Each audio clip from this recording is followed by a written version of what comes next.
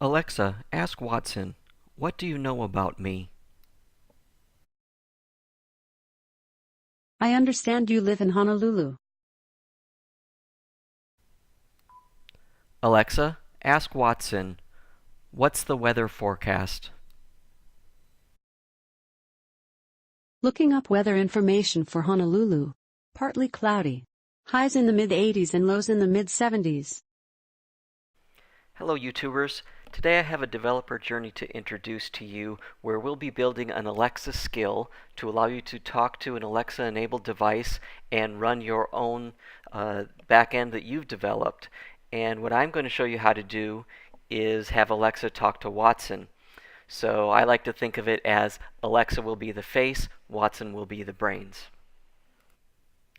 As usual, these developer journeys have open source code. You can go out to github.com/IBM/Alexa skill Watson conversation with dashes.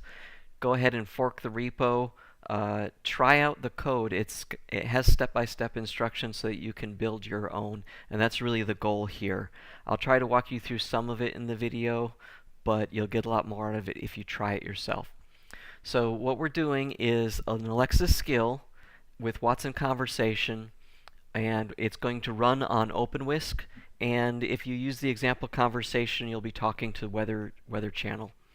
So here's how it all fits together. And I think there's a lot going on here, but they're all fairly simple steps. You just build the simple pieces on top of each other, and you'll find out you can do a lot with it. So obviously the user talks to Alexa, and I'll show you how you can register your Alexa skill and test it out. Now the Alexa skill has to call out to something to find its answer.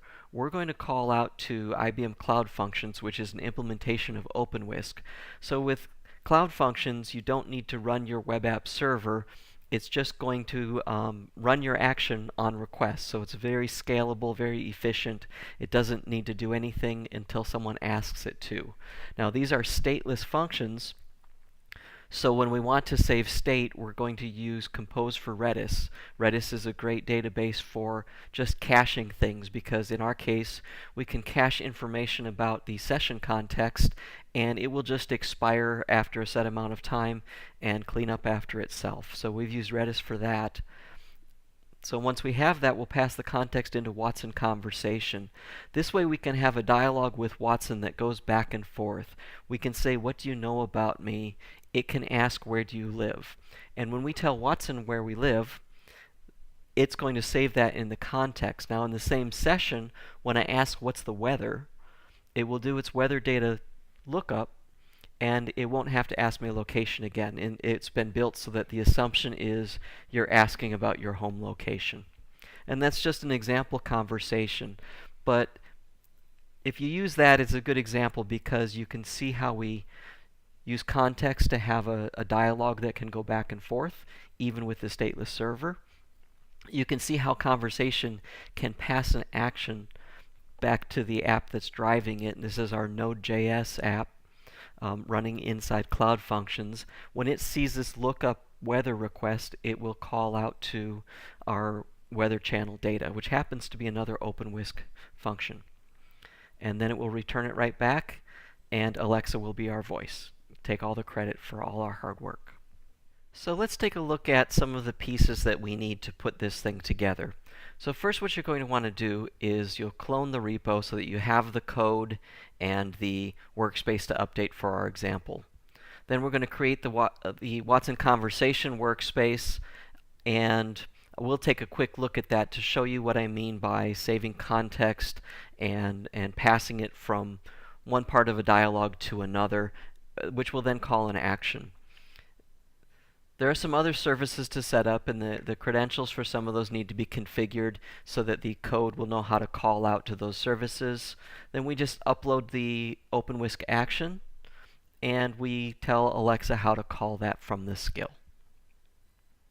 For the conversation part, if you go into Bluemix, you can create a Watson conversation, but there are a couple different ways you might want to go about this. Probably the easiest to get through the example the first time is use the provided workspace.json file. That way you can follow along with the example. But You can use that one, or you could create your own Watson conversation, or you can use the Bot Asset Exchange, and from there you can choose from various Watson conversations and you can try them out.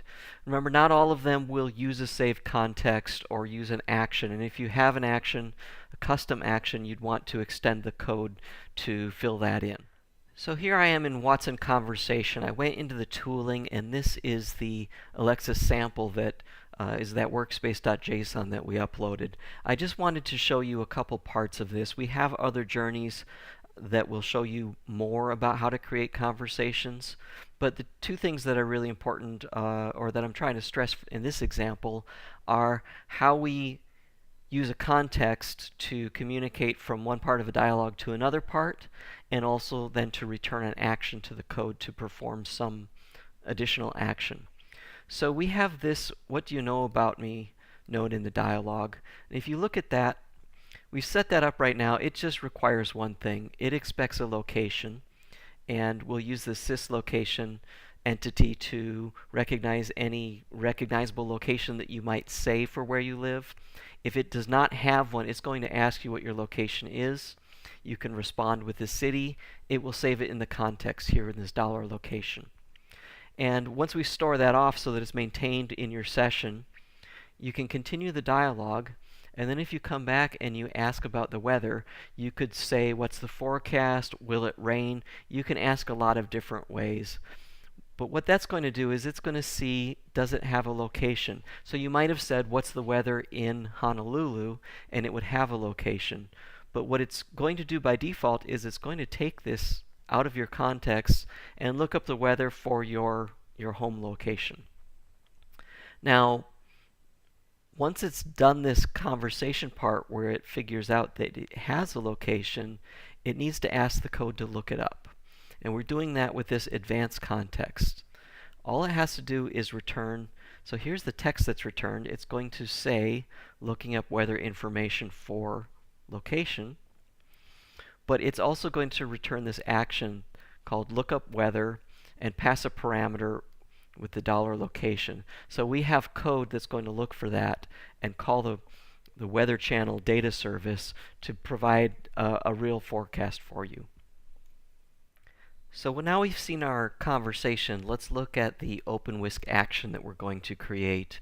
The code is mostly that main.js, but there are also node modules needed to help with some of those OpenWhisk calls, for example, and the Watson SDK also to call out to conversation is a node module. So what we're going to do is we'll do the npm install to get the node modules. We're just going to zip everything up into this action.zip. So basically we're zipping up main.js and the node modules directory, and a param file.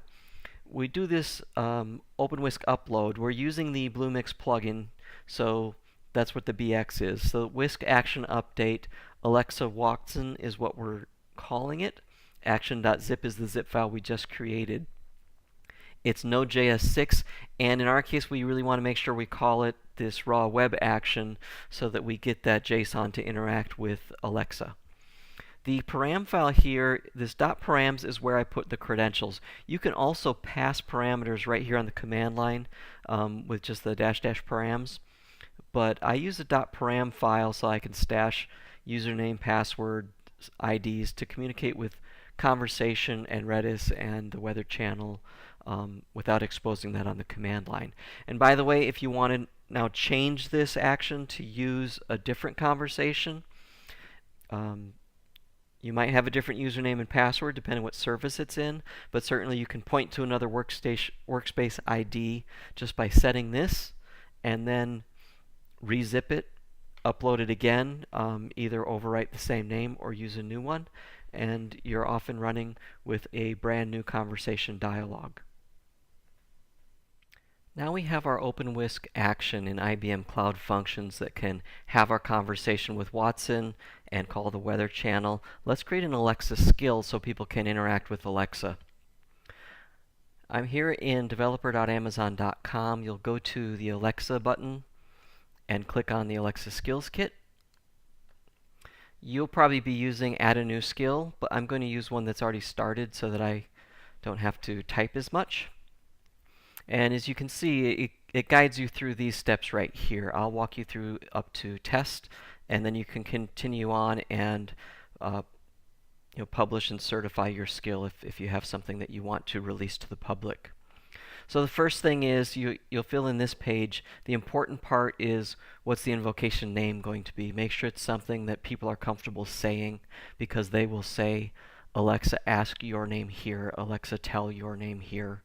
I'm just using Watson because it was convenient for me. So you fill that out.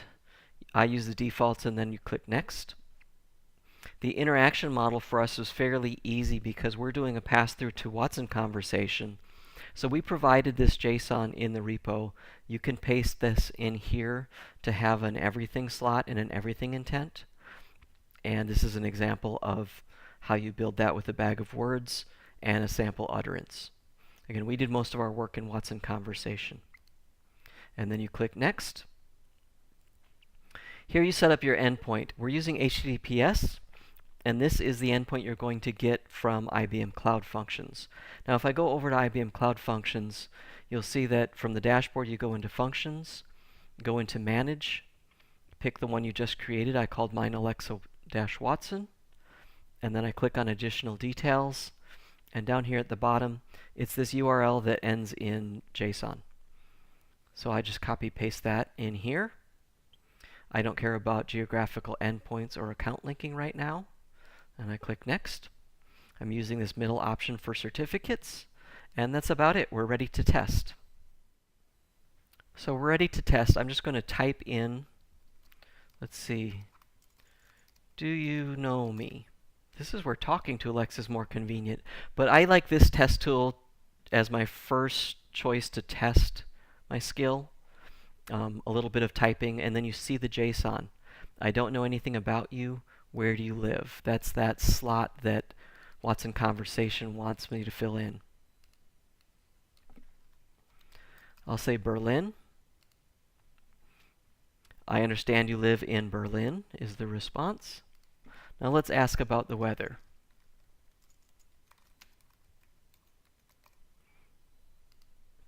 You can practice with voice input using EchoSim. So I just typed it in, weather forecast, looking up weather information for Berlin. Mainly clear, lows overnight in the upper 40s. That's definitely not the Honolulu forecast. And by the way, there's a button here if you want to hear Alexa's voice. But once you have it working and you test the interaction here, you might like that Echo simulator or your own Echo device to test out your skill. So there we have it. We've used Watson Conversation, OpenWhisk Actions, we've called the Weather Data Channel, and we've also built an Alexa skill. Now you can test this here, you can publish it, do a beta test, or even release it to the marketplace for the general public. Well, thank you for tuning in. I hope you learned a lot and get to take this and build on it and make some great things.